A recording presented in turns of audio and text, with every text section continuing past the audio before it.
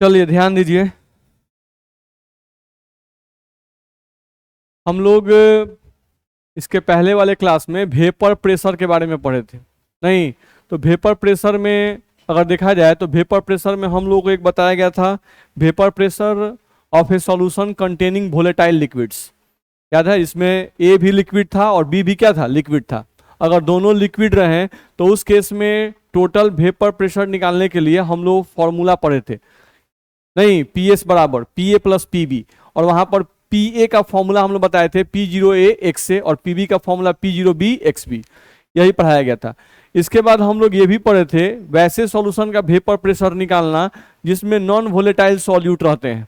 नहीं, तो non volatile solute रखने वाले सॉल्यूशन के लिए वेपर प्रेशर का फॉर्मूला हम लोग पढ़े थे P zero minus P S बट्टा P zero is equals to mole fraction of solute. ऐसा पढ़ाया गया था। नहीं, और उस पर आधारित हम लोग न्यूमेरिकल भी कर लिए थे। वहीं तक शायद हम लोग क्लास खत्म हुआ था। ठीक है, चलो अब थोड़ा आगे हम लोग बढ़ते हैं। थोड़ा ध्यान से देखो, देखा जाए हम लोग यहां पर ध्यान दें तो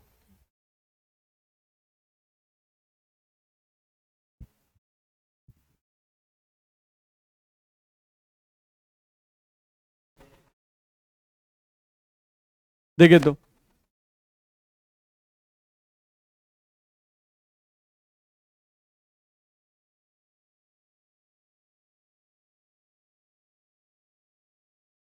यहां पर हम लोग एक बर्तन ले लिए। नहीं, इस बर्तन में आपका ए जो है ये आपका सॉल्वेंट है, और बी जो है वो क्या है, सॉल्यूट है। तो इसमें आपका ए भी हम लिक्विड ले रहे हैं, और जो बी है उसको भी हम क्या ले रहे हैं, लिक्विड। ठीक है, तो अगर हम लोग यहाँ पर ए को भी लिए हुए हैं लिक्विड और बी को भी लिए हुए हैं लिक्विड, ठीक है, ले लिए, और इसको हीट सप्लाई कर रहे हैं। तो हीट सप्लाई कर रहे हैं तो यहाँ पर हम लोग का वेपर बन रहा है, और इस स्केल पे जाके प्रेशर लगा रहा है। ये स्केल हम लोग का ऊपर उठा, मान लो यहाँ पर वैल्यू 0 था, यहाँ पे 1 2 3 ऐसा ही कुछ मान लिए। तो यहाँ पर पी एस टोटल प्रेशर जो आया वो मान लेते हैं ऐसे कि 3 एटीएम आ गया, जिसमें कुछ हिस्सा आप बोलते हो कि कुछ हिस्सा ए लगाया है और कुछ हिस्सा कौन लगाया है, बी लगाया है। ठीक है, अब इसके पीएस के लिए टोटल प्रेशर निकालने के लिए हम लोग फॉर्मूला पढ़े पीएस बराबर P A plus P B. ठीक है, इसी में पीएस बराबर P A plus P B को हम लोग सॉल्व करके कुछ ऐसा फॉर्मूला भी बनाए थे P zero B minus P zero A X B और प्लस पी जीरो ए। ये हम लोग फॉर्मूला बनाए थे। नहीं, और ये फॉर्मूला जो था ये किसने दिया था, राउल्स ने, गिवन बाय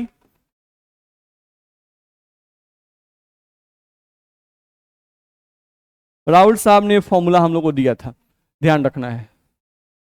तो यहां पे अगर ध्यान दें तो ये फॉर्मूला दिया गया राउल्स के द्वारा। ठीक, ये फॉर्मूला क्या चीज का है फॉर्मूला कौन जी का है, तो फॉर्मूला राउल्स का है। इससे क्या निकलेगा, तो राउल्स निकलेगा ये फॉर्मूला जो है वो वेपर प्रेशर निकालने का है।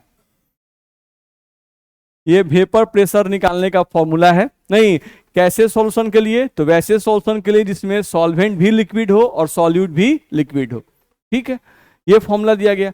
अब इस फॉर्मूला को अलग अलग लिक्विड सॉल्यूशंस पे अप्लाई किया गया, अलग अलग लिक्विड सॉल्यूशंस पे अप्लाई किया गया। बस में आ रहा है, जैसे मान लेते हैं कि इस फॉर्मूला को अप्लाई किया गया। मान लो हम एक एग्जांपल लिए बेंजीन, ये भी आपका लिक्विड है, और प्लस टॉलिन, ये भी आपका लिक्विड है, ध्यान रखना है। नहीं, अब इन दोनों बेंजीन और टॉलिन लिक्विड को मिला के हम लोग एक सॉल्यूशन बनाए। ठीक है, क्या बनाए, एक सॉल्यूशन बना लिए।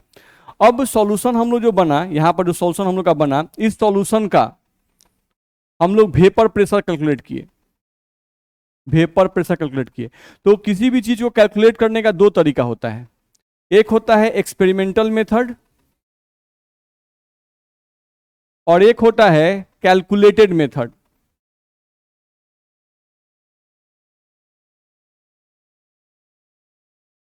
ध्यान रखना है, किसी भी चीज को कैलकुलेट करने का क्या तरीका होता है, दो तरीका है। नहीं, एक एक्सपेरिमेंटल मेथड होता है और एक होता है कैलकुलेटेड मेथड, ध्यान रखना है, ठीक है। जैसे किसी भी गाड़ी का स्पीड निकालना होता है तो नहीं होता है कि एक है कि गाड़ी में जो आदमी बैठा है, नहीं, वो उसके स्पीड का एक्यूरेट वैल्यू हम लोग को सब बताए, और एक होता है कि न्यूटन्स के फॉर्मूला को हम लगा के, नहीं, गाड़ी का वेलोसिटी निकाल लें, जिसमें इनिशियल स्पीड पता होना चाहिए, नहीं, फाइनल स्पीड पता होना चाहिए, नहीं, हम लगा लेते हैं v equals to u plus a t या v square equals to u square plus 2s, ऐसा कुछ फॉर्मूला लगाते हैं कि नहीं लगाते हैं, लगाते हैं। तो एक होता है कि बाई फॉर्मूला हम किसी भी चीज का वैल्यू निकालें, तो उसको बोलते हैं क्या, कैलकुलेटेड मेथड। और एक होता है कि एक्सपेरिमेंट के द्वारा निकालें, नहीं, एक्सपेरिमेंटल मेथड, जैसे मीटर से, नहीं तो थर्मामीटर से हम कोई चीज माप रहे हैं, बस में आ रहा है ना, नहीं, तो उसको बोल रहे हैं कि हाँ ये एक्सपेरिमेंटल तरीका है। किसी मीटर स्केल से माप रहे हैं तो क्या है, एक्सपेरिमेंटल तरीका है। मेरी बात समझ में आ रही है? नहीं, तो वेपर प्रेशर को, इस सॉल्यूशन के वेपर प्रेशर जो बेंजीन और टॉलिन से बना हुआ एक सॉल्यूशन है, नहीं, इसके वेपर प्रेशर को दो तरीके से मापा गया, एक्सपेरिमेंटल मेथड से और कैलकुलेटेड मेथड। तो एक्सपेरिमेंटल मेथड कैसे होता है, बाई स्केल, जो कि हम यहां दिखा रहे हैं, नहीं, ये स्केल कितना ऊपर गया उसका मेजर कर लिए, बस में आ रहा है। और कैलकुलेटेड मेथड का मतलब क्या हुआ, ये फॉर्मूला, बाई फॉर्मूला हम कैलकुलेट करेंगे वेपर प्रेशर, बस में आ रहा है, ठीक। तो ये जो सॉल्यूशन बना, इस सॉल्यूशन के वेपर प्रेशर को दो तरीके से मेजर किया गया, बाई एक्सपेरिमेंटल मेथड और बाई कैलकुलेटेड मेथड। नहीं, जब मेजर किया गया तो क्या पाया गया कि इस सॉल्यूशन केस में जो एक्सपेरिमेंटल वैल्यू आया, नहीं, और जो कैलकुलेटेड वैल्यू आया, वो दोनों सेम आ गया, दोनों क्या आ गया, सेम आ गया।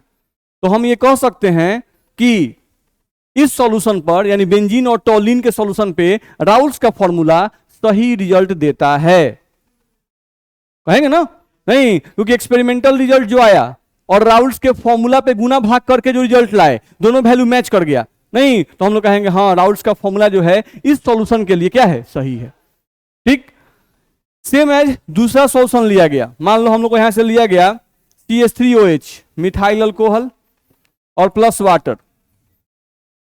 अब मिथाइल अल्कोहल जो है ये भी आपका लिक्विड है और वाटर जो है ये भी आपका लिक्विड है, इससे बनाकर एक सॉल्यूशन बनाया गया, नहीं, और इस सॉल्यूशन के भी वेपर प्रेशर को दो तरीके से कैलकुलेट किया गया, इस सॉल्यूशन के वेपर प्रेशर को भी दो तरीके से कैलकुलेट किया गया, एक एक्सपेरिमेंटल तरीका और एक कैलकुलेटेड तरीका।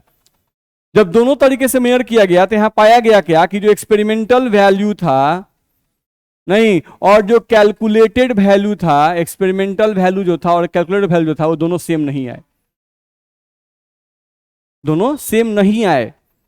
मेरी बात समझ में आ रही है? किस केस में, मिथाइल अल्कोहल और वाटर केस में, जब हम सॉल्यूशन बनाए और इसके वेपर प्रेशर को स्केल से मेजर किए कि भाई स्केल कितना बता रहा है, ठीक, और एक मेजर किए राउल्ट के फॉर्मूला से, ठीक, तो राउल्ट के फॉर्मूला से जब मेजर किए तो उसका वैल्यू कुछ और आ गया और स्केल्स का जो वैल्यू था वो कुछ और आ गया। तो क्या इस सॉल्यूशन पर राउल्ट का फॉर्मूला लागू हुआ?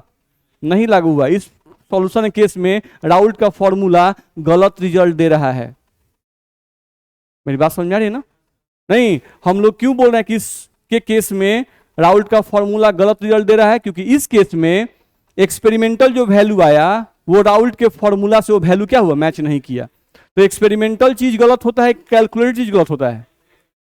कैलकुलेटेड चीज गलत हो सकता है। नहीं, जैसे डॉक्टर साहब के घर पर आए, नहीं, आपका हाथ पकड़ लिए और हाथ पकड़ के बोले कि अच्छा इसको तो 102 डिग्री बुखार है, बस में आ रहा है ना? नहीं, तो ये हुआ कि अपना वो कैलकुलेशन कुछ किए और बता दिए 102 डिग्री बुखार है। आप थर्मामीटर निकाले, नहीं, फट मुंह में घुसा दिए, नहीं, एक्यूरेट थर्मामीटर पर दिखा दिया अगर 102, तब बोलिएगा डॉक्टर साहब का कैलकुलेशन बड़ा गजब है, एक्सपेरिमेंटल वैल्यू और कैलकुलेटेड वैल्यू मैच कर गया। नहीं, अगर डॉक्टर साहब बताए हैं 102, आपका बुखार आ गया 104, तो आप कहिएगा ना आपका कैलकुलेशन गलत है डॉक्टर साहब। नहीं, आप 102 बता रहे हैं, थर्मामीटर 104 बता रहा है, तो उस केस में किसको गलती कहा जाए? थर्मामीटर को, डॉक्टर साहब को? डॉक्टर साहब को गलत कहा जाएगा? नहीं। तो सेम बात यहां पर है कि मेरे कहने का सेंस यहां पर सिर्फ इतना है कि राउल्ट का जो फॉर्मूला था वो कुछ सॉल्यूशन पे लागू हुआ और कुछ सॉल्यूशन पे लागू नहीं हुआ। नहीं, तो मान लो 100 को सॉल्यूशन बनाया गया, 100 टाइप का सॉल्यूशन बनाया गया, 100 गो अलग अलग प्रकार का सॉल्यूशन बनाया गया, चेक किया गया तो मैक्सिमम सॉल्यूशन पे राउल्ट का फॉर्मूला जो था वो सही रिजल्ट नहीं देता था। मैक्सिमम सॉल्यूशन पे मैक्सिमम लिक्विड लिक्विड सॉल्वेंट भी लिक्विड सॉल्यूट भी लिक्विड, उन लोगों के केस में जब चेक किया गया तो मैक्सिमम सॉल्यूशन के केस में राउल्ट का फॉर्मूला सही रिजल्ट नहीं देता था। ध्यान रखना है, कुछ सॉल्यूशन थे जिनके केस में राउल्ट का ये जो फॉर्मूला था वो सही रिजल्ट दे रहा था। नहीं तो इसके आधार पर सॉल्यूशन को दो भागों में बांट दिया गया। इसके आधार पर सॉल्यूशन कितने भाग में बांट दिया गया? दो भागों में बांट दिया गया। कहा गया कुछ ऐसे सॉल्यूशन जो राउल्ट्स के नियम का पालन करते हैं, नहीं उनको एक तरफ कर दिया गया, और कुछ ऐसे सॉल्यूशन जो राउल्ट्स के नियम का पालन नहीं करते उनको एक तरफ कर दिया गया। अब जो सॉल्यूशन राउल्ट्स के नियम का पालन करते हैं, यानी जिन सॉल्यूशन पे राउल्ट का ये फॉर्मूला लागू होता है, नहीं एक्सपेरिमेंटल वैल्यू और कैलकुलेटेड वैल्यू जिस सॉल्यूशन केस में बराबर आ जाता है, उन सॉल्यूशन को नाम दिया गया आइडियल सॉल्यूशन। क्या कहा गया? Ideal solution. नहीं, और वैसे सॉल्यूशन जिन पे राउल्ट्स का फॉर्मूला लागू नहीं होता था, जिनमें राउल्ट्स का फॉर्मूला गलत रिजल्ट देता था, वैसे सॉल्यूशन को कहा गया नॉन आइडियल सॉल्यूशन। मेरी बात समझ आ रही है? नहीं होता है जैसे घर में दो बच्चा है, एक बच्चा जो है माता पिता का बहुत ही हर बात मानता है तो उसको क्या बोलते हैं? आइडियल बच्चा। नहीं, एगो है कि जॉन कही है उसके उल्टे करता है तो उसको क्या कहते हैं? नॉन आइडियल बच्चा। बस में है ना? तो एक होता है आइडियल और एक होता है नॉन आइडियल, ध्यान रखना है। एक मिनट,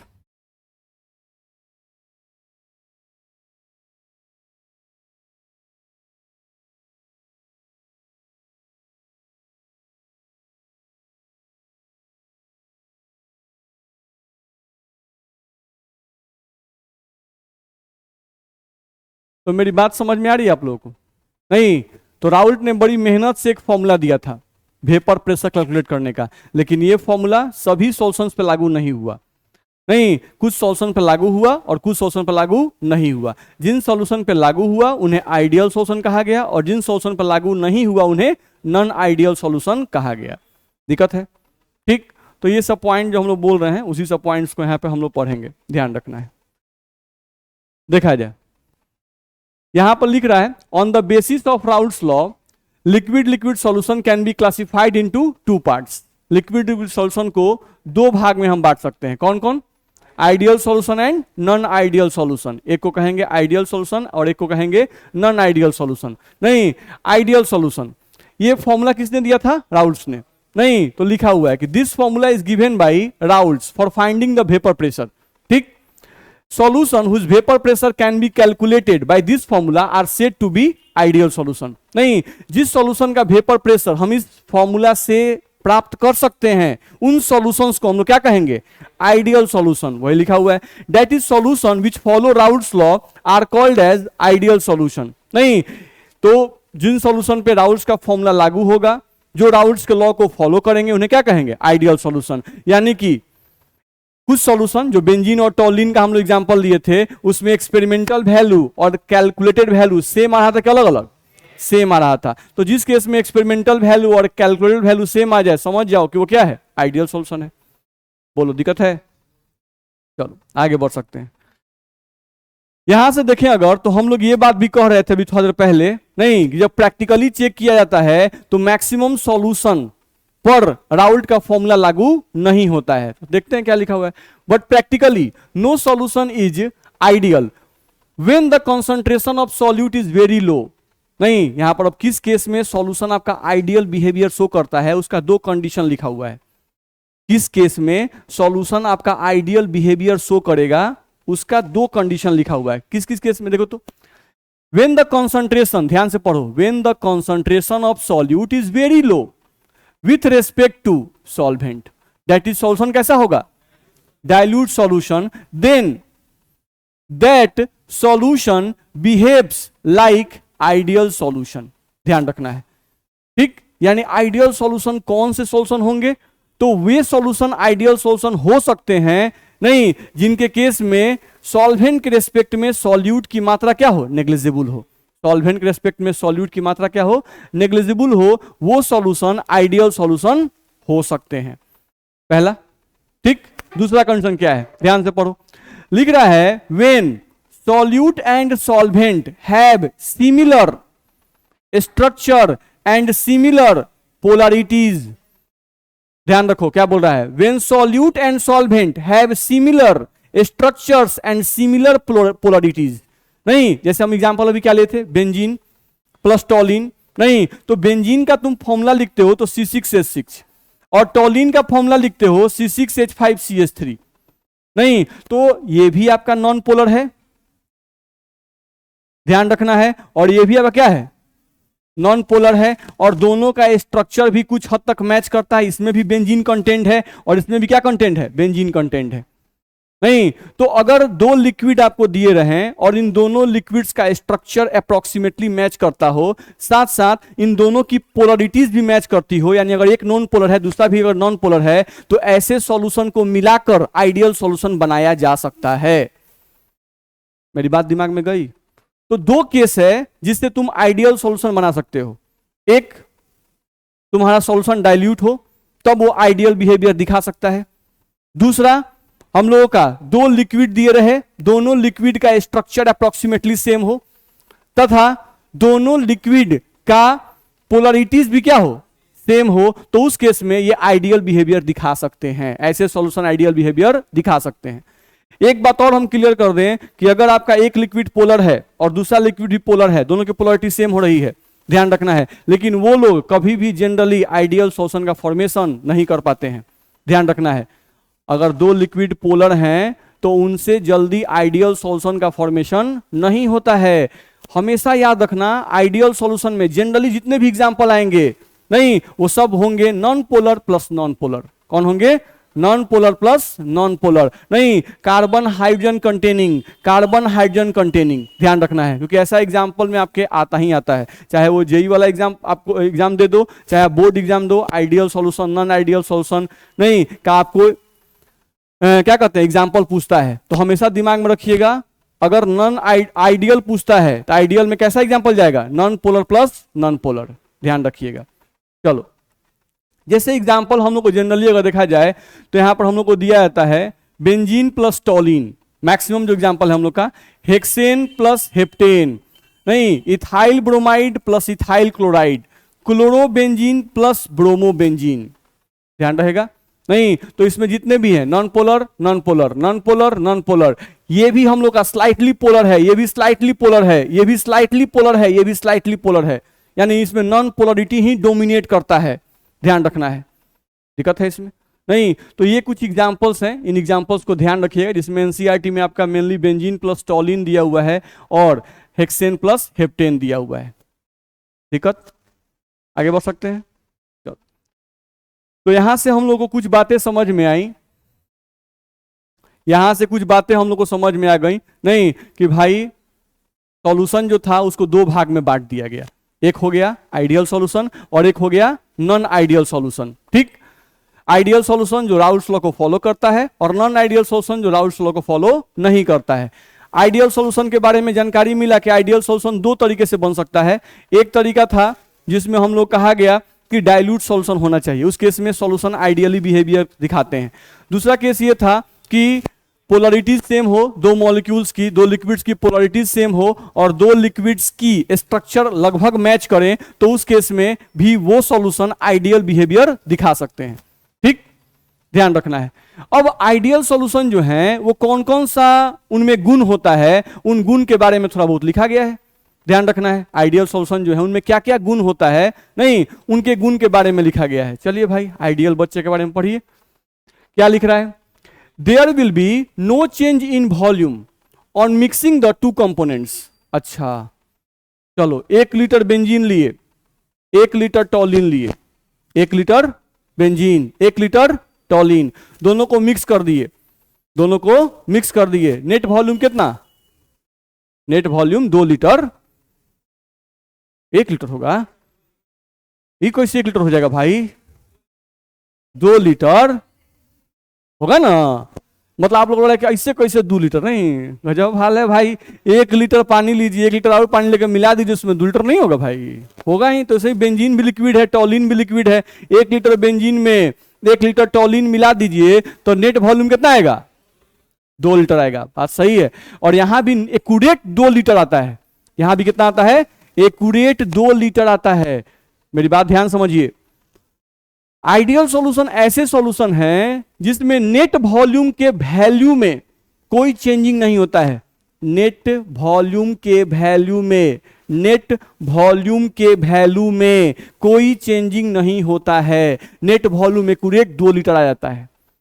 नहीं, जबकि जनरल आप मैक्सिमम सॉल्यूशन लेके देख लीजिए, ऐसा नहीं होता है।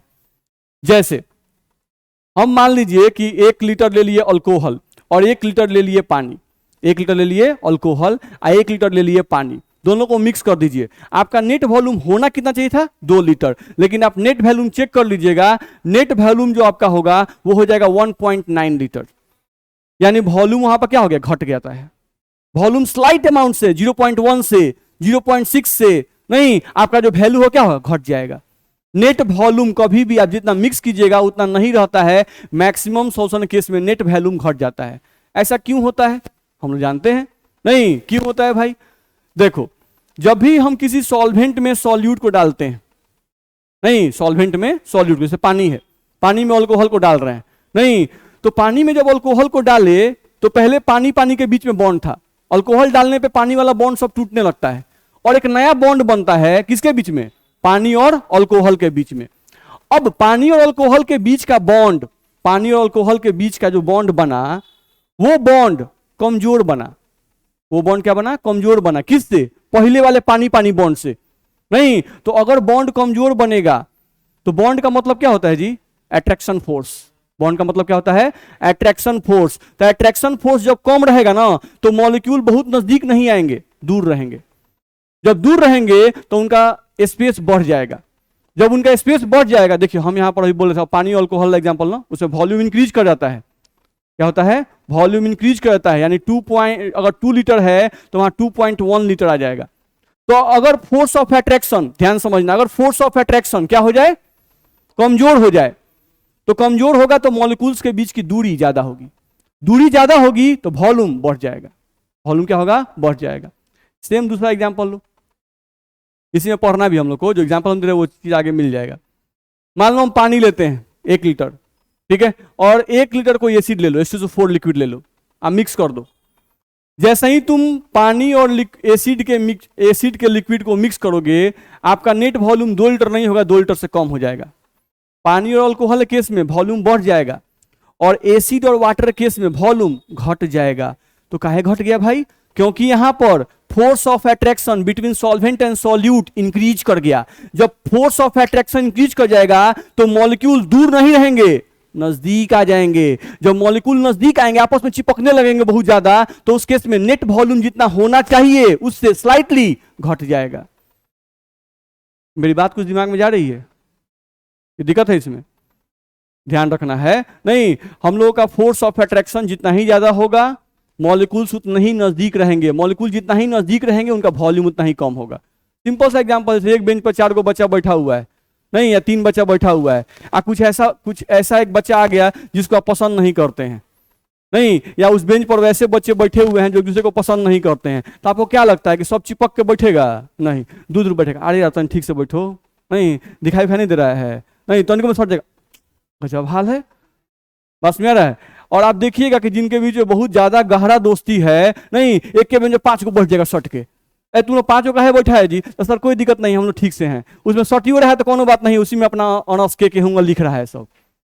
ऐसा होता है कि नहीं होता है? तो सब डिपेंड करता है कौन जी? फोर्स ऑफ अट्रैक्शन पर। उसी बेंच पर 3 बच्चा को दिक्कत हो रहा था और उसी बेंच पर कौन में 5 बैठा हुआ उसको दिक्कत नहीं हो रहा है। फैक्ट बात है। तो सब अट्रैक्शन फोर्स का खेल है। मेरी बात कुछ दिमाग में गई? नहीं, तो नेट वॉल्यूम डिपेंड करता है किस चीज पर? फोर्स ऑफ अट्रैक्शन पर। ठीक, चलो तो आ जाओ, आइडियल सॉल्यूशन के बारे में बात कर रहे थे। तो आइडियल सॉल्यूशन में हम लोग क्या बोले कि नेट वॉल्यूम में चेंज क्या है? 0। नेट वॉल्यूम में चेंज क्या है? 0। ध्यान रखना है, यानी कि नेट वॉल्यूम जो होगा, डेल्टा भी, डेल्टा मतलब क्या? चेंज, और भी मतलब वॉल्यूम आफ्टर मिक्सिंग।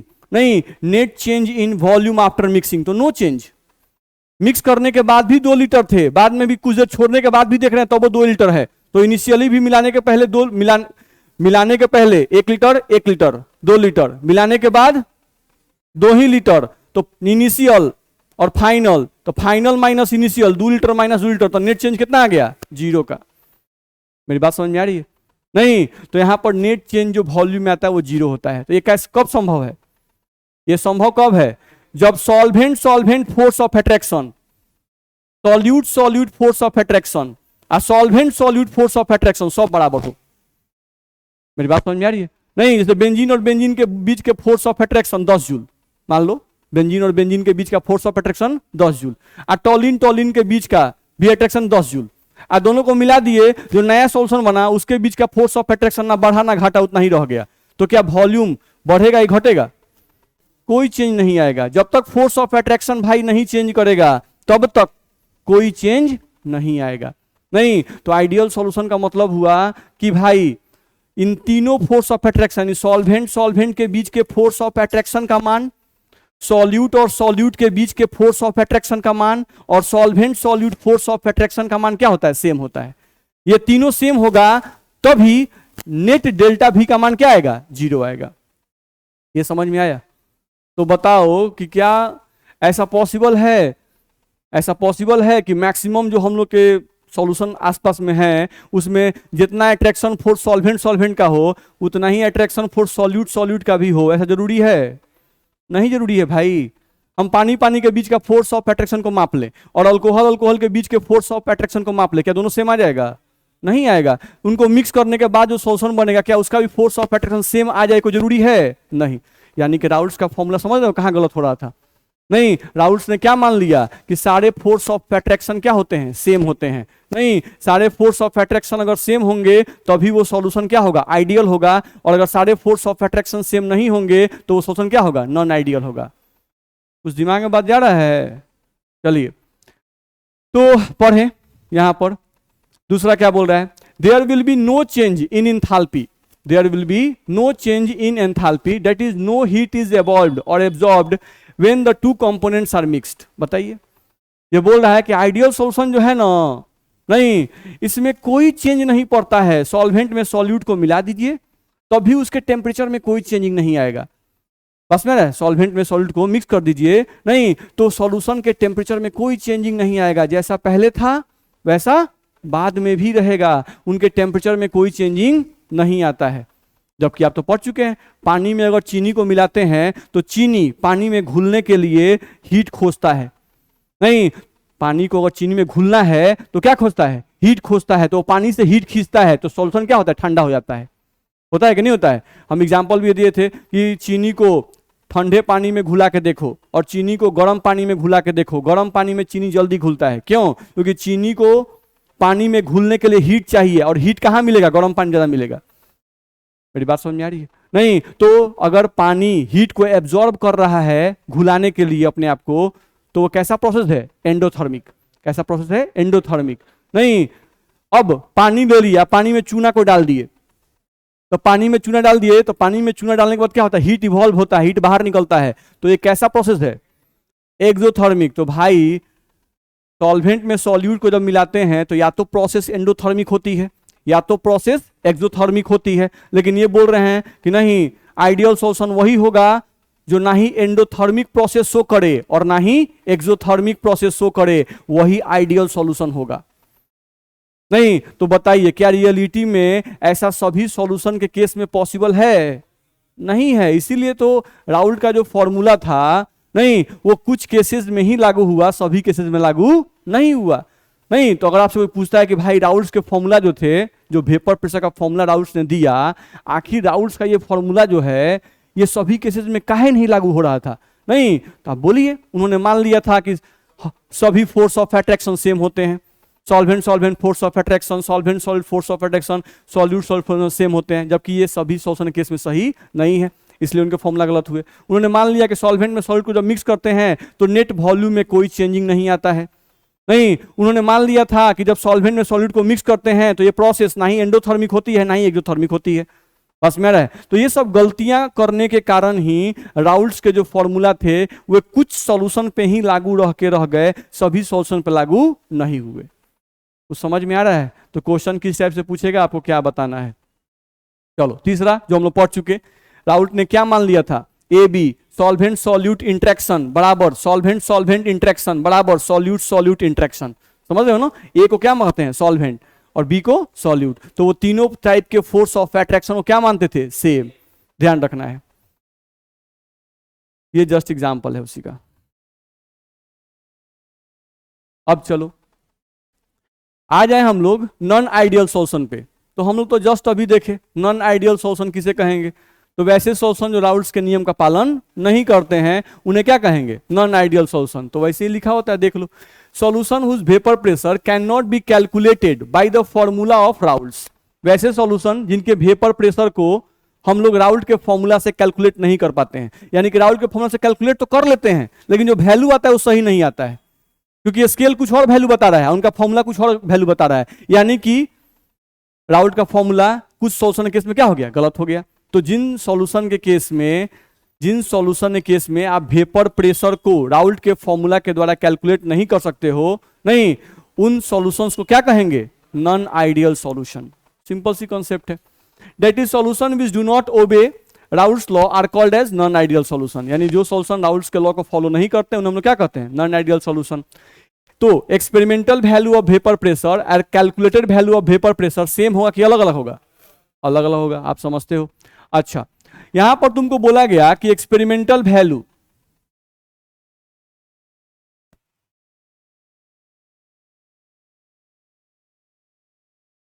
यहां पर कहा जा रहा है कि experimental value not equals to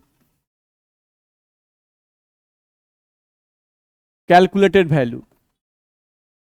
नहीं, अगर कोई सॉल्यूशन का एक्सपेरिमेंटल वैल्यू वेपर प्रेशर कुछ और आ जाए और कैलकुलेटेड वैल्यू वेपर प्रेशर कुछ और आ जाए तो वैसा सॉल्यूशन क्या कहलाएगा नॉन आइडियल सॉल्यूशन। ठीक है, अब ये दोनों जो हैं वो बराबर नहीं है, तो इसमें भी तो दो संभावना एग्जिस्ट करता है, नहीं एग्जिस्ट करता है। एक केस जिसमें हो सकता है कि जो एक्सपेरिमेंटल वैल्यू आए वो ज्यादा आ जाए और जो कैलकुलेटेड वैल्यू है वो क्या आ जाए कम आ जाए। ये दोनों बराबर नहीं है, तो बराबर नहीं है तो इसका मतलब कि एक केस ऐसा हो सकता है जब एक्सपेरिमेंटल वैल्यू ज्यादा आ जाए और कैलकुलेटेड वैल्यू कम आ जाए। दूसरा केस ये हो सकता था कि एक्सपेरिमेंटल वैल्यू कम आ जाए और जो कैलकुलेटेड वैल्यू था वो क्या आ जाए ज्यादा आ जाए। ऐसा हो सकता है कि नहीं हो सकता है, हो सकता है ना, दिक्कत है। ठीक, नो सर, हाँ अच्छा, तो हमको लगा कि मतलब ऐसा हो सकता है कि नहीं, तो नो सर, सही समय पर यस सर नो सर बोलना बड़ा जरूरी है। बस में नहीं, कोई बोल रहा है खाना खाना है तो उसमें कुछ नहीं बोले, नहीं खाना है तो हाँ सर थोड़ा लेट हो गया, नहीं खाना है तो हाँ सर, नहीं तो काम घबरा जाएगा। चलिए, तो एक्सपेरिमेंटल वैल्यू ज्यादा हो कैलकुलेटेड वैल्यू कम हो, तो देखो ये भी नॉन आइडियल सॉल्यूशन है, नहीं, और ये जो है ये भी नॉन आइडियल सॉल्यूशन है, दोनों ही नॉन आइडियल सॉल्यूशन है, नहीं, लेकिन जब एक्सपेरिमेंटल वैल्यू ज्यादा हो और कैलकुलेटेड वैल्यू कम हो तो ऐसे नॉन आइडियल सॉल्यूशन को कुछ ऐसे बोलते हैं non ideal solution with positive deviation. इसको हम लोग क्या बोलेंगे non ideal solution with positive deviation, ध्यान रखना है। और अगर एक्सपेरिमेंटल वैल्यू कम हो और कैलकुलेटेड वैल्यू ज्यादा है तो ऐसे नॉन आइडियल सॉल्यूशन को बोलेंगे non ideal solution with negative deviation. बोलो दिक्कत है इसमें? ठीक, तो नॉन आइडियल सॉल्यूशन के केस में हम लोग बोले कि एक्सपेरिमेंटल वैल्यू और कैलकुलेटेड वैल्यू बराबर नहीं होते हैं, तो इससे दो केसेस निकल के आए, या तो एक्सपेरिमेंटल वैल्यू ज्यादा होगा, जब एक्सपेरिमेंटल वैल्यू ज्यादा हो तो समझ जाओ कि वो non ideal solution positive deviation show करेगा, ठीक है, और अगर एक्सपेरिमेंटल वैल्यू कम हो, एक्सपेरिमेंटल वैल्यू क्या हो कम हो, तो समझ जाओ कि ऐसा नॉन आइडियल सॉल्यूशन जो है वो निगेटिव डेविएशन शो करेगा, तो उसको हम लोग बोलेंगे non ideal solution with negative deviation, और इसको बोलेंगे non ideal solution with positive deviation. बोलो दिक्कत है इसमें? डेविएशन का अगर हिंदी में बोल तो बोला जाता है विचलन, नहीं, विचलन यानी कि जो मान होना चाहिए था उस मान से विचलित हो गया, नहीं, उस मान से अलग मान आ गया तो उसको क्या बोलते हैं डेविएट कर गया। और अगर सेम वैल्यू हो गया तो हम लोग क्या बोलते हैं कि कांस्टेंट रह गया। मेरी बात समझ में आ रही है ना? चलो, तो यहाँ पर हम लोग का डेविएशंस हो गया, यानी एक्सपेरिमेंटल वैल्यू और कैलकुलेटेड वैल्यू जो थे वो सेम नहीं है। तो उसी बात को यहाँ पे लिखा गया है, देख लो। Non ideal solution, experimental value not equals to calculated value, फिर वही सब। Non ideal solution with positive का डेफिनेशन है, और non ideal solution with negative का डेफिनेशन है, जो अभी हम लोग समझाए। ठीक, चलो आगे बढ़े। देखो तो तुम लोग को ध्यान में होगा, यहां पर अगर देखा जाए तो ये पॉइंट तुम लोग को ध्यान में होगा कि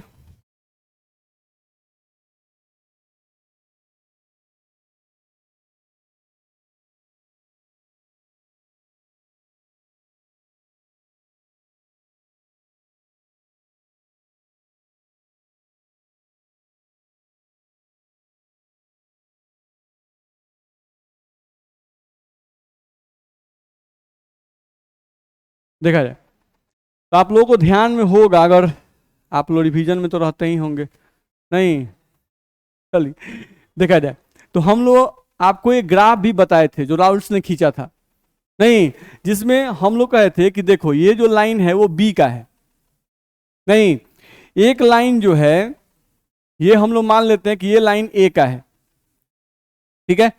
एक पार्शियल प्रेशर ऑफ बी को दिखा रहा है, एक पार्शियल प्रेशर ऑफ ए को दिखा रहा है, और एक हम लोग ले लें तो ये दिखा रहा है प्रेशर ऑफ सॉल्यूशन को। ये किसको दिखा रहा है? प्रेशर ऑफ सॉल्यूशन को, पीएस को। चलो तो हम लोग क्या क्या बोल रहे हैं, ये लाइन शो कर रहा है प्रेशर ऑफ बी, ये लाइन शो कर रहा है प्रेशर ऑफ ए, और ये लाइन शो कर रहा है पीएस, यानी पीए प्लस पीबी। बोलो दिक्कत है? नहीं, ऐसा ग्राफ पढ़े थे कि नहीं पढ़े थे? पढ़े थे।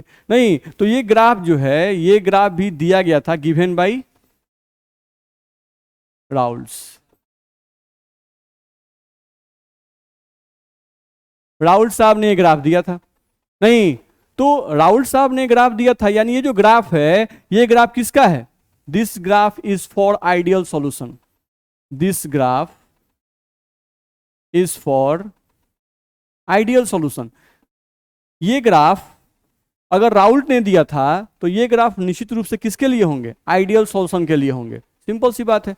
नहीं, अब अगर आइडियल सॉल्यूशन है, नहीं तो आइडियल सॉल्यूशन के वेपर प्रेशर, आइडियल सॉल्यूशन के वेपर प्रेशर का वैल्यू इसी लाइन पर लाई करेगा। वेपर प्रेशर ऑफ सॉल्यूशन का यही लाइन है, नहीं तो इसी लाइन पर लाई करेगा, ठीक। अब अगर नॉन आइडियल सॉल्यूशन आ गया तो नॉन आइडियल सॉल्यूशन के केस में ग्राफ कैसे खींचेंगे वो हम लोग को देखना है, ठीक है। ये ग्राफ किसका था? राउल्ट्स का। तो ये ग्राफ किस पर लागू होगा? आइडियल सॉल्यूशन पर लागू होगा। नहीं, आइडियल सॉल्यूशन का जो वेपर प्रेशर होगा वो इसी स्ट्रेट लाइन पर लाई करेगा, इसी स्ट्रेट लाइन पर लाई करेगा। नहीं, ए का वेपर प्रेशर इसी लाइन पर लाई करेगा, सॉरी बी का, और ए का इस पर लाई करेगा, ठीक। चलो अब थोड़ा सा नॉन आइडियल सॉल्यूशन के बारे में ध्यान दें। ये जो ग्राफ हम खींचे हुए हैं, ये अभी ग्राफ जो खींचे हुए हैं किसका है? आइडियल सॉल्यूशन का। ये किसका है? आइडियल सॉल्यूशन का। ये भी जो ग्राफ है वो किसका है? आइडियल सॉल्यूशन का। देख लो, मैं स्ट्रेट लाइन खींचे हुए हैं सब, बिल्कुल ठीक है। अब हमको ध्यान देना है यहां से, चलो यहां से हम लोग को अब ध्यान देना है कि हमको खींचना है non ideal solution with positive deviation का ग्राफ। क्या खींचना है? Non ideal solution with positive deviation का ग्राफ खींचना है। तो non ideal with positive deviation में हम क्या बताए हैं? एक्सपेरिमेंटल वैल्यू का मान क्या होता है? ज्यादा, और कैलकुलेटेड वैल्यू का मान क्या होता है? कम। नहीं, चलो तो ये जो लाइन खींचा है वो किसने खींचा है? राउल्ट साहब ने। नहीं तो राउल्ट साहब ने खींचा है, यानी कि कौन सा मान है? एक्सपेरिमेंटल मान है कि कैलकुलेटेड मान है? कैलकुलेटेड मान का ग्राफ है ये। नहीं, क्योंकि राउल्ट्स ने खींचा था, तो राउल्ट्स ने अपने फॉर्मूला के आधार पर खींचा, यानी कि कौन सा? कैलकुलेटेड मान का ग्राफ है ये। नहीं, लेकिन नॉन आइडियल सॉल्यूशन का होता है कि एक्सपेरिमेंटल वैल्यू वेपर प्रेशर का ज्यादा आएगा, राउल्ट्स के वैल्यू से क्या आएगा? ज्यादा आएगा। तो चलो ग्राफ खींच दो, कुछ नहीं करना है, ग्राफ स्टार्ट यहीं से होगा। नहीं, लेकिन अब बी का ग्राफ अगर यहां से गया है अकॉर्डिंग टू राउल्ट के अनुसार बी का ग्राफ ये गया।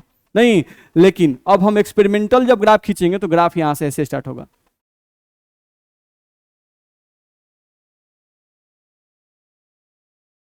ये हुआ एक्सपेरिमेंटल, डॉट डॉट वाला क्या है?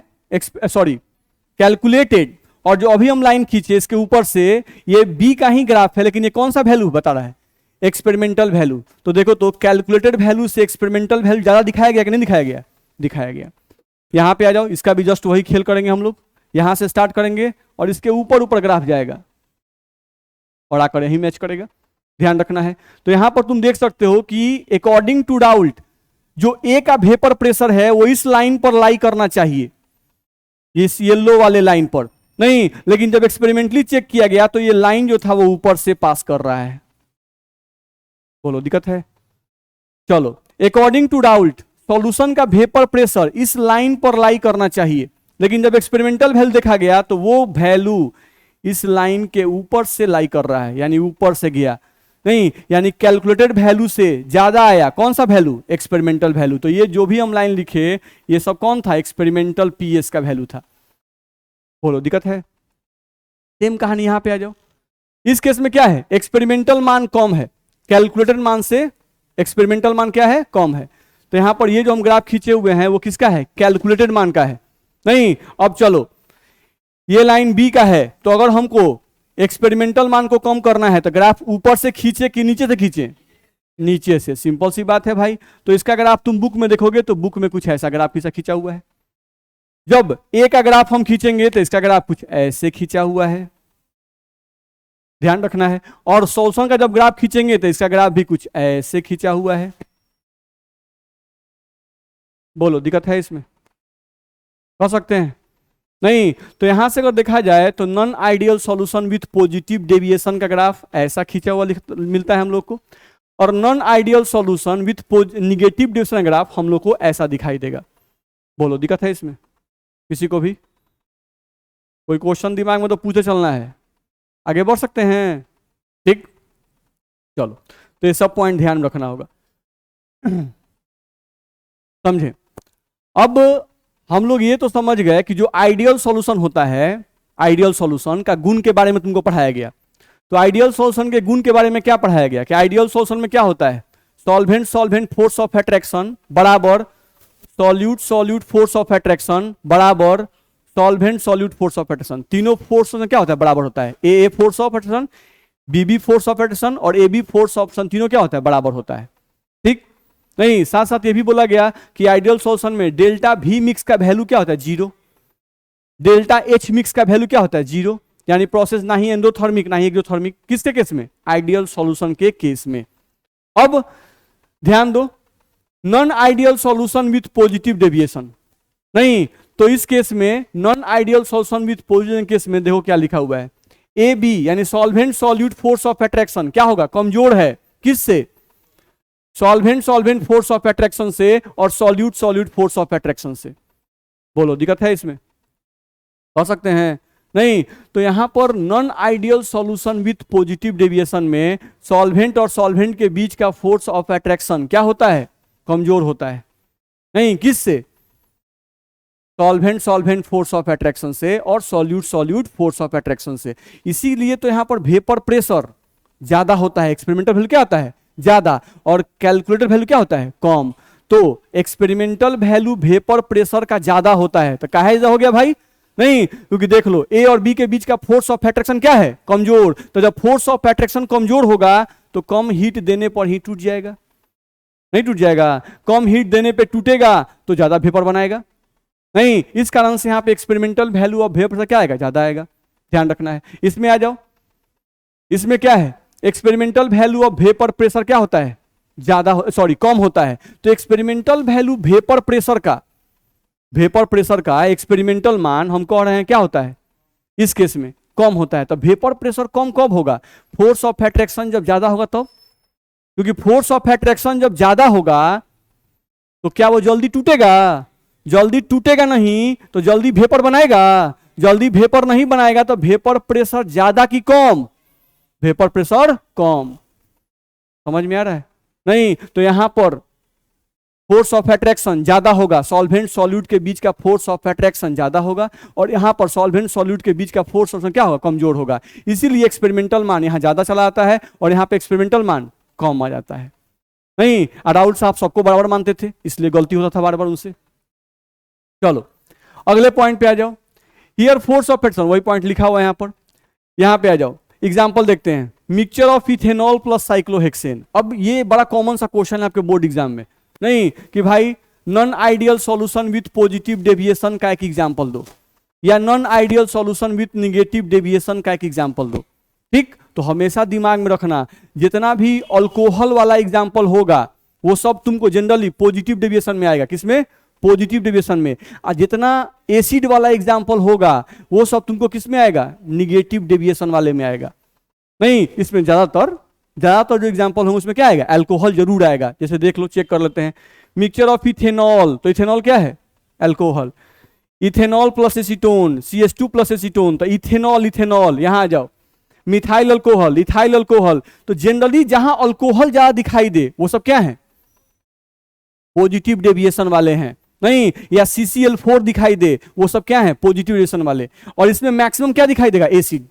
इससे मैक्सिमम क्या दिखाई देगा? एसिड। तो ये ध्यान रखना होगा कि आपको 4 एग्जांपल दे देता है, उसमें तो बोलता है क्या कि इनमें से पहचानिए कौन non ideal solution with positive deviation का है या कौन non ideal solution with negative deviation का है। नहीं, तो जनरली अल्कोहल दिखाई दे, CCl4 दिखाई दे तो पॉजिटिव वाले में टिक करना। और जनरली एसिड जहां ज्यादा दिखाई दे, नहीं, या क्लोरोफॉर्म दिखाई दे, एसिड या क्लोरोफॉर्म अगर दिखाई दे नहीं एग्जाम्पल में, तो वहां कौन टिक करोगे? निगेटिव वाला टिक करना।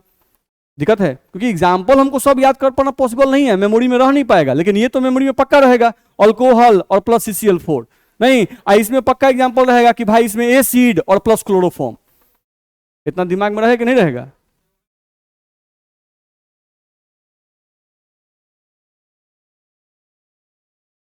हाँ, यहां फोर्स ऑफ अट्रैक्शन ज्यादा लग रहा है इसलिए तो एसिड दिया है। बिल्कुल, आगे बढ़ सकते हैं, एग्जाम्पल ध्यान रहेगा। चलो अगले पॉइंट पे आ जाओ। यहां अब तुम ध्यान दोगे तो यहां तुमको लिखा हुआ है non ideal solution with positive deviation के बारे में कुछ और इंपॉर्टेंट पॉइंट्स। नहीं, अब याद करो, आइडियल सॉल्यूशन केस में जो डेल्टा V मिक्स का वैल्यू था वो क्या था? 0 था। अब चलो यहां से पकड़ो, डेल्टा V मिक्स का वैल्यू 0 का मतलब सॉल्वेंट 1 लीटर, सॉल्यूट भी 1 लीटर, दोनों को मिक्स किए, नेट वॉल्यूम 2 लीटर। तो पहले भी सॉल्वेंट सॉल्यूट का अलग अलग जोड़े 2 लीटर, अब बाद में मिलाने के बाद भी जोड़े कितना? 2 लीटर। तो घटाए, फाइनल माइनस इनिशियल, तो 2 - 2 कितना आ गया? 0। जब non ideal solution with positive deviation रहेगा तो हमको बताओ, non ideal solution with positive deviation में सॉल्वेंट और सॉल्यूट के बीच का फोर्स ऑफ अट्रैक्शन ज्यादा बताया गया है कि कम बताया गया है? इसमें पॉजिटिव डेविएशन में A और B solvent solute force of attraction strong होता है कि वीक होता है? वीक होता है। अभी तो जस्ट देखे, सॉल्वेंट सॉल्यूट फोर्स ऑफ क्या होता है? कमजोर होता है। क्या होता है? कमजोर होता है। होता है कि नहीं होता है? अच्छा, सॉल्वेंट और सॉल्यूट के बीच का फोर्स ऑफ अट्रैक्शन उतना अच्छा नहीं है। क्या है? उतना अच्छा नहीं है, फोर्स ऑफ अट्रैक्शन उतना स्ट्रांग नहीं है। तो इनके बीच बहुत नजदीकी आएगा कि दूरी बना रहेगा? दूरी बना रहेगा। तो अगर इनके बीच में दूरी बना रहेगा तो इनका वॉल्यूम ज्यादा होगा कि कम होगा? ज्यादा होगा। फोर्स ऑफ अट्रैक्शन जैसा ही कम होगा दूरी बढ़ जाएगा, दूरी बढ़ेगा वॉल्यूम बढ़ जाएगा। फैक्ट बात है। नहीं, तो अगर वॉल्यूम बढ़ जाएगा यानी कि 1 litre solvent 1 litre solute, 1 litre solvent 1 litre solute, net volume लिख लिए, इनिशियल वॉल्यूम 2 लीटर। अब दोनों को मिला दिए, सॉल्यूशन का वॉल्यूम मापे तो आ गया 2.1 लीटर। नहीं, तो फाइनल आ गया 2.1, इनिशियल था 2, घटाएंगे 2.1 - 2 कितना आ जाएगा? 0.1। यानी कि नेट वॉल्यूम थोड़ा सा बढ़ गया, नेट वॉल्यूम थोड़ा सा बढ़ गया। तो बढ़ गया तो डेल्टा V मिक्स का वैल्यू पॉजिटिव की निगेटिव? पॉजिटिव। तो वही तो लिखा हुआ है, डेल्टा V मिक्स का value non ideal solution with positive deviation case में डेल्टा V मिक्स का वैल्यू क्या आएगा? पॉजिटिव आएगा। आया कि नहीं आएगा? डेल्टा V मिक्स का वैल्यू क्या आएगा? पॉजिटिव। दिक्कत है, ध्यान रहेगा। सेम इसमें आ जाओ, non ideal solution with negative deviation में सॉल्वेंट और सॉल्यूट के बीच का फोर्स ऑफ अट्रैक्शन ज्यादा था कि कम था? ज्यादा था। तो फोर्स ऑफ अट्रैक्शन जब ज्यादा होगा तो ये बताओ मॉलिक्यूल्स दूर रहेंगे कि नजदीक आ जाएंगे? नजदीक आ जाएंगे। जब नजदीक आएंगे तो वॉल्यूम बढ़ जाएगा कि घट जाएगा? वॉल्यूम घट जाएगा। यानी कि तुम 1 लीटर सॉल्वेंट 1 लीटर सॉल्यूट ले लिए, अब मिक्स किए तो नेट वॉल्यूम आ गया 1.9 लीटर या 1.8 लीटर। तो फाइनल माइनस इनिशियल करोगे तो नेट वॉल्यूम का वैल्यू तुमको माइनस में आएगा, आया कि नहीं आएगा? दिक्कत है इसमें? नहीं, तो डेल्टा वी मिक्स का वैल्यू यहाँ क्या आता है? निगेटिव आता है। तो आपके बोर्ड एग्जाम में कम से कम 4-5 बार पूछ चुका है आइडियल सॉल्यूशन और नॉन आइडियल सॉल्यूशन में डिफरेंस। नहीं, 3 मार्क्स में पूछ चुका है, 5 मार्क्स में पूछ चुका है, ध्यान रखिएगा। नॉन आइडियल और आइडियल सॉल्यूशन में डिफरेंस पूछता है, तो यही से आपको पॉइंट ध्यान रखना होगा कि भाई एक हम खाका बना दें, एक बॉक्स बना दे आइडियल का, एक बॉक्स बनाना होगा पॉजिटिव डेविएशन का, और एक बॉक्स बनाना होगा निगेटिव डेविएशन का। पॉजिटिव वाले में लिखते चलेंगे followed out law, not followed out law, not followed out law होगा। फिर क्या लिखेंगे आइडियल वाले में? डेल्टा वी मिक्स का वैल्यू 0, पॉजिटिव वाले में डेल्टा वी मिक्स बराबर पॉजिटिव, इसमें डेल्टा वी मिक्स का वैल्यू निगेटिव दिखाएगा। नहीं, थोड़ा थोड़ा सब एलोबरेट कर देंगे पॉइंट, दिक्कत है इसमें। चलो, तो ये सब पॉइंट हम लोग को क्लियर करना है। अगले पॉइंट पे आ जाओ। Non ideal solution with positive reaction में डेल्टा एच मिक्स का वैल्यू क्या लिखा हुआ है? पॉजिटिव। नहीं, डेल्टा एच मिक्स का वैल्यू पॉजिटिव। तो हमेशा याद रखिएगा जब भी डेल्टा एच मिक्स का वैल्यू पॉजिटिव लिखे तो इसका मतलब होता है एंडोथर्मिक रिएक्शन। इसका मतलब क्या होता है? एंडोथर्मिक रिएक्शन, ध्यान रखना है। नहीं तो यहां पर non ideal solution with positive deviation में, non ideal solution with positive deviation, ये कैसा रिएक्शन होगा? एंडोथर्मिक रिएक्शन होगा। और जब भी रिएक्शन एंडोथर्मिक होता है तो डेल्टा एच का वैल्यू क्या आता है? पॉजिटिव आता है। डेल्टा एच का वैल्यू क्या आता है? पॉजिटिव आता है, ध्यान रखना है।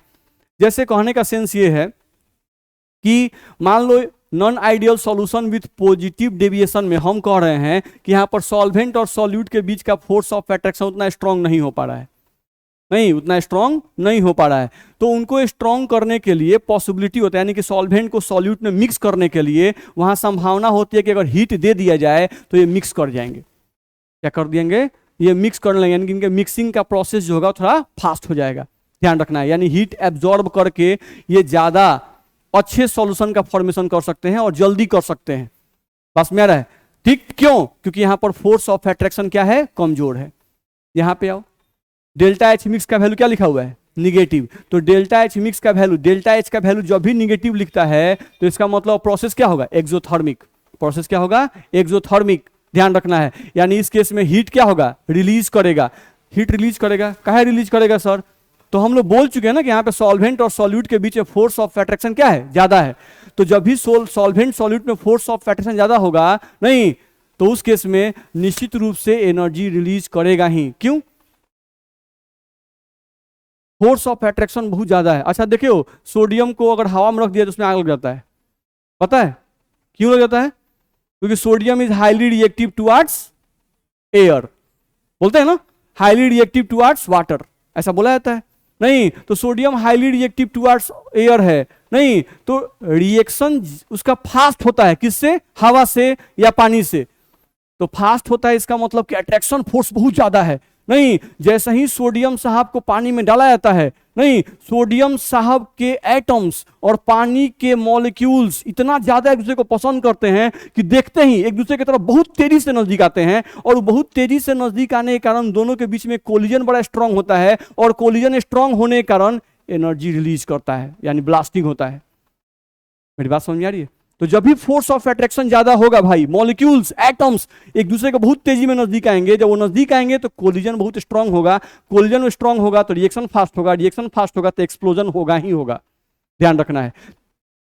तो इस केस में हम क्यों कह रहे हैं कि एनर्जी रिलीज होगा? क्योंकि यहां पर बोला गया कि सॉल्वेंट और सॉल्यूट के बीच का फोर्स ऑफ अट्रैक्शन ज्यादा होता है। होता है कि नहीं होता है? होता है। और यहां पे सॉल्वेंट और सॉल्यूट के बीच का फोर्स ऑफ अट्रैक्शन क्या है? कमजोर होता है, ध्यान रखना है। तो जब फोर्स ऑफ अट्रैक्शन स्ट्रांग होगा तो प्रोसेस एक्सोथर्मिक होगा, जब फोर्स ऑफ अट्रैक्शन कमजोर होगा तो प्रोसेस क्या होगा? एंडोथर्मिक होगा। मेरी बात में आ रही है? यानी यहां पर ये घुलना नहीं चाहते हैं तो यहां पर आपको हीट देना पड़ेगा। बस में आ रही है ना? यहां घुलाने के लिए आपको हीट देना पड़ेगा, और यहां पे घुलाने के लिए हीट देने की जरूरत नहीं है, तो खुद ही अट्रैक्टेड हैं, ये खुद हीट रिलीज कर रहे हैं, तो इनको हीट क्या ही दे दीजिएगा आप।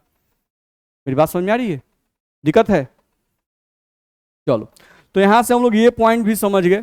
नहीं चलो अगले पॉइंट पे आ जाएं। ये सब पॉइंट तो हम लोग समझ चुके हैं।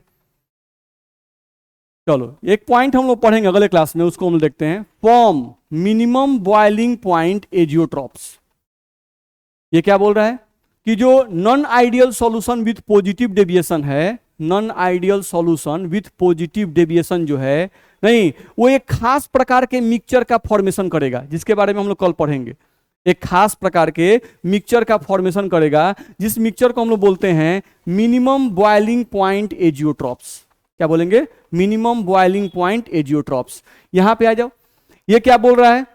ये हम लोग को बोल रहा है कि जो non ideal solution with negative deviation है, ये भी एक खास प्रकार के मिक्सचर का फॉर्मेशन करेगा, जिसके बारे में हम लोग कल पढ़ेंगे। वो खास प्रकार का मिक्सचर क्या है? Maximum boiling point azeotropes. ध्यान रखना है। नहीं तो अब मैक्सिमम बॉइलिंग पॉइंट एजियोट्रॉप्स क्या है भाई, मिनिमम बॉइलिंग पॉइंट एजियोट्रॉप्स क्या है, तो समझेंगे इसको, ध्यान रखना है। फिलहाल के लिए थोड़ा सा समझा देते हैं, हल्का फुल्का। देखो तो इसके टर्म में क्या यूज किया गया है जी? मिनिमम बॉइलिंग पॉइंट, है ना, दिक्कत है इसमें। अच्छा ये बताओ ये किसका है, हम लोग किसका पढ़ रहे हैं? ये पॉजिटिव डेविएशन का पढ़ रहे हैं। अच्छा पॉजिटिव डेविएशन का तुम पढ़ रहे हो। अच्छा पॉजिटिव डेविएशन वाले में एक्सपेरिमेंटल जो वेपर प्रेशर होता है वो ज्यादा कि कम? बताओ। इस केस में ज्यादा होता है। कंफ्यूजन नहीं ना है? अरे गधा सब, यहां पर पॉजिटिव लिखा हुआ है तो इससे भी समझना है कि एक्सपेरिमेंटल मान ज्यादा, और निगेटिव मतलब एक्सपेरिमेंटल मान कम। बुझा रहा है? तो सस्पिशन रखना नहीं बोलना है सर ज्यादा नहीं, सब कम। चलो तो एक्सपेरिमेंटल वेपर प्रेशर ज्यादा, नहीं यहां पर एक कैलकुलेट वेपर प्रेशर कम। ठीक है। अच्छा ये बताओ कि अगर वेपर प्रेशर ज्यादा होगा तो बॉइलिंग पॉइंट क्या होगा? अगर किसी लिक्विड का वेपर प्रेशर बहुत ज्यादा है तो उसका बॉइलिंग पॉइंट ज्यादा कि कम? कम होगा। तो समझ में आता है? जैसे हम नॉर्मल एग्जांपल देके समझाए थे इस बात को कि एक बर्तन में पानी ले लो, वाटर, और एक बर्तन में पेट्रोल ले लो। एक बर्तन में पानी और एक बर्तन में पेट्रोल। ये बताओ पानी का बॉइलिंग पॉइंट कितना होता है? 100 डिग्री। आप पेट्रोल का बॉइलिंग पॉइंट 25, मोटा मोटी जो रूम टेम्परेचर वो मान लो 25 डिग्री सेल्सियस। अब ये बताओ कि इसका बॉइलिंग पॉइंट 25 है और इसका बॉइलिंग पॉइंट 100 है, तो जल्दी जल्दी वेपर कौन बनाएगा, पानी की पेट्रोल? पेट्रोल जल्दी जल्दी वेपर बनाएगा, यानी ज्यादा वेपर बनाएगा। ये ज्यादा वेपर बनाएगा तो इसका वेपर प्रेशर ज्यादा। समझ में आ रहा है? नहीं तो इसका वेपर प्रेशर ज्यादा, इसका वेपर प्रेशर ज्यादा है पेट्रोल का, तो बॉइलिंग पॉइंट ज्यादा है कम है? कम है। नहीं, जिसका बॉइलिंग पॉइंट कम होगा वो बहुत जल्दी जल्दी वेपर बनाएगा, तो जल्दी जल्दी वेपर बनाएगा तो प्रेशर वो जल्दी जल्दी लगाएगा। लगाएगा कि नहीं लगाएगा? समझ में आ रहा है? नहीं तो चलो यहां पर आओ। पॉजिटिव डेविएशन में वेपर प्रेशर ज्यादा होता है, जो लिक्विड लेते हैं, जो सॉल्यूशन लेते हैं हम लोग, उसका वेपर प्रेशर क्या होता है? ज्यादा। तो जो उसका वेपर प्रेशर पॉजिटिव डेविएशन में जो सॉल्यूशन लेते हैं उसका वेपर प्रेशर ज्यादा, तो वेपर प्रेशर ज्यादा तो उस सॉल्यूशन का बॉइलिंग पॉइंट ज्यादा कि कम? कम। तो देखो लिखा होगा मिनिमम बॉइलिंग पॉइंट। क्या लिखा है? Minimum boiling point. तो मिनिमम बॉइलिंग पॉइंट काहे लिखा है? काहे कि पॉजिटिव डेविएशन वाले में जो सॉल्यूशन होते हैं उनका वेपर प्रेशर क्या होता है? ज्यादा होता है, इसलिए बॉइलिंग पॉइंट क्या होगा? मिनिमम। दिक्कत है? यहां पे आओ। ये जो खंदा बनाए हैं हम लोग, ये किसका बनाए हैं? नेगेटिव डेविएशन का बनाए हैं। तो हमको ये बताओ कि नेगेटिव डेविएशन में जो एक्सपेरिमेंटल वेपर प्रेशर आता है इसका मान ज्यादा कि कम? इसका मान कम, यानी वेपर प्रेशर कम। तो वेपर प्रेशर कम होगा तो इस केस में निगेटिव डेविएशन वाला जो सॉल्यूशन होगा उसका वेपर प्रेशर कम होता है। तो बताओ बॉइलिंग पॉइंट कम कि ज्यादा? ज्यादा। यानी कि वेपर प्रेशर कम तो बॉइलिंग पॉइंट ज्यादा, इसीलिए देखो लिखा हुआ मैक्सिमम बॉइलिंग पॉइंट। नहीं तो निगेटिव वाला बनाएगा मैक्सिमम बॉइलिंग पॉइंट वाला एजियोट्रॉप्स, ई बनाएगा मिनिमम बॉइलिंग पॉइंट वाला एजियोट्रॉप्स। नहीं तो कम से कम इतना समझ में आ रहा है ना भाई कि ई काहे मिनिमम बॉइलिंग पॉइंट वाला बना रहा है, आई काहे मैक्सिमम बॉइलिंग पॉइंट वाला बना रहा है। अब एजियोट्रॉप्स टर्म क्या है पढ़ेंगे कल हम लोग। ठीक, चलिए तो आज के लिए इतना ही।